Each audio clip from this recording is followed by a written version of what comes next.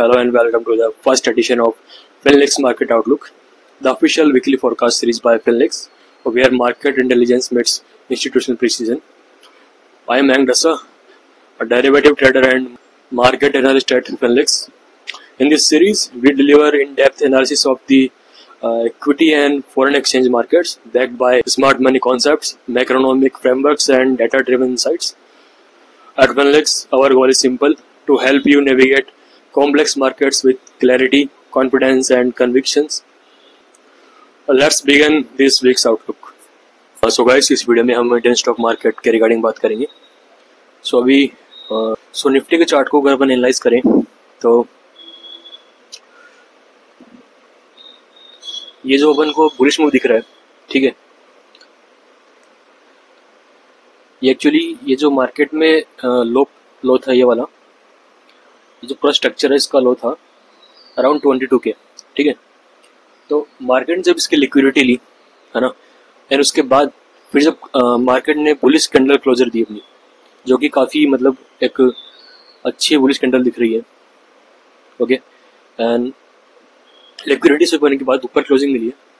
Then market में अपन को फिर रेगुलरली कुछ दिनों तक मार्केट में गैप अप्स देखने को मिले, है ना. फिर मार्केट ने जो स्विंग हाई था, सो इस स्ट्रक्चर को ब्रेक किया, यानी कि मार्केट स्ट्रक्चर शिफ्ट हुआ.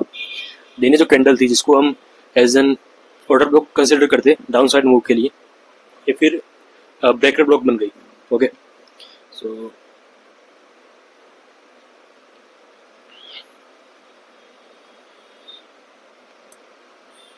ठीक है. देन मार्केट ने इस पे प्राइस इस पे टैप किया. देन एक फिर अपसाइड मूव अपन को देखने को मिला, एंड इस रेंज में आने के बाद मार्केट ने ना थोड़ा अपना आने के बाद मार्केट थोड़ा अपना रेंज बाउंड हो गया, ठीक है. सो इसी में फंसा हुआ है. एंड अभी बात करें तो प्राइस अभी ओटी जोन में है, ठीक है, प्रीमियम प्लस ओटी जोन में. सो मार्केट अभी प्रीमियम प्लस ओटी जोन में ट्रेड कर रहा है. एंड ओटी जिसको नहीं पता, OT stands for optimal trade entry, and actually ये फिबोनाची लेवल के 61.8% से 79% के बीच का जो एरिया होता है उसी को ही ओटी कहते हैं. So most of the time market यहाँ से अपना कंटिन्यूएशन और रिवर्सल पैटर्न बनाता रहता है.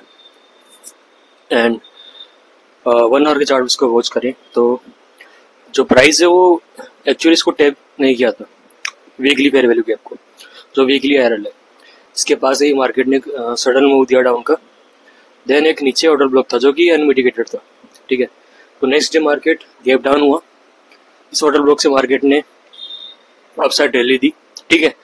देन अगेन स्ट्रक्चर बना के स्ट्रक्चर ब्रेक किया और प्लस इस एमएसएस के बाद में अपन को एक फेयर वैल्यू गैप मिला. देन प्राइस ने नेक्स्ट कैंडल में fair value gap plus breaker block को टैप करके अपसाइड दिया. सो एक्चुअली मेरी ये जो ट्रेड मिस हुई थी मैं ले नहीं पाया. मैं एक्चुअली वेट कर रहा था कि अगर प्राइस यहाँ तक या फिर यहाँ से मिले तो ज़्यादा थोड़ा बेनिफिशियल होगा, लेकिन प्राइस सी ब्रेकर ब्लॉक से निकल गई. सो 5 मिनट के चार्ट पे अगर वॉच करें तो प्राइस ने अगेन स्ट्रक्चर बनाया, ओके, स्ट्रक्चर बना के सडन मूव अपसाइड दिया, fair value gap plus breaker block को टैप किया, देन अपसाइड. सो अभी मंडे पे डिपेंड करेगा कि मार्केट में क्या सेंटिमेंट रहते हैं.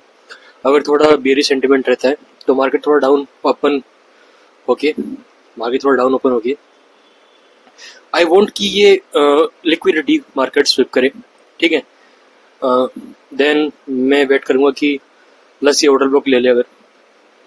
अगर यहाँ से मेरे को एक एमएसएस मिलता है देन मैं यहाँ से लॉन्ग हो जाऊंगा, वरना मैं वेट करूंगा कि ऑर्डर ब्लॉक मार्केट आता है, देन यहाँ पे एमएसएस का वेट करूंगा, या फिर ये जो लिक्विडिटी को, मतलब मेरे को ट्रेड लेने के लिए पहले 3 या 5 मिनट में मेरे को एक एमएसएस चाहिए, देन मैं लॉन्ग करूंगा.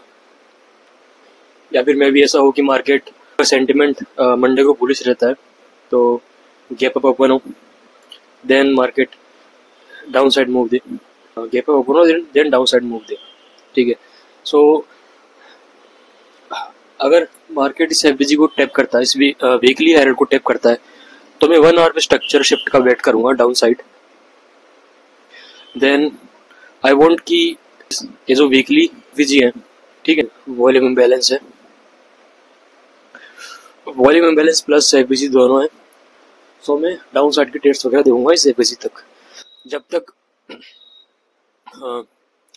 जब तक ही इस मतलब एरिया में आके 1 आवर पे आके मेरे को स्टॉक शिफ्ट नहीं मिलता है। सो अभी बीच में थोड़ा रिस्की होगा। सो थोड़ा अगर मैक्रोनॉमिक्स में भी थोड़ा मैक्रो भी देखें तो पिछले मतलब इसी वीक आरबीआई ने प्रोजेक्ट फाइनेंसिंग रूल्स को रिलैक्स किया, और जिसकी वजह से बैंकिंग स्टॉक्स ने काफ़ी अच्छी रिकवरी दिखाई है, और यह मूव इंफ्रास्ट्रक्चर और कैपिटल इंटेंसिव सेक्टर्स के लिए काफ़ी पॉजिटिव माना जा रहा है।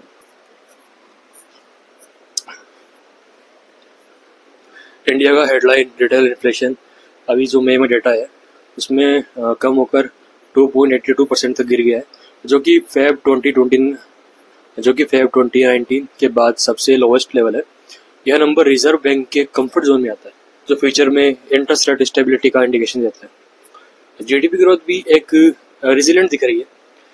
Q4 2024 का जो ग्रोथ अभी 7.8% पे रहा, जहां मैन्युफैक्चरिंग और कंस्ट्रक्शन सेक्टर्स ने स्ट्रॉन्ग परफॉर्मेंस दिया। इलेक्शंस के बाद पॉलिसी कंटिन्यूटी का एक्सपेक्टेशंस भी मार्केट सेंटिमेंट को सपोर्ट कर रहा है, लेकिन ग्लोबल सीन थोड़ा फ्रेजाइल है। इजराइल ईरान कॉन्फ्लिक्ट अभी तक थमा नहीं है, और क्रूड ऑयल के प्राइसेस भी अभी सेंसिटिव जोन में है। अगर मिडल ईस्ट टेंशंस एस्केलेट होते हैं तो ऑयल प्राइसेस स्पाइक कर सकते हैं, जो कि इंडियन इकोनॉमी के लिए काइंड ऑफ नेगेटिव होगा।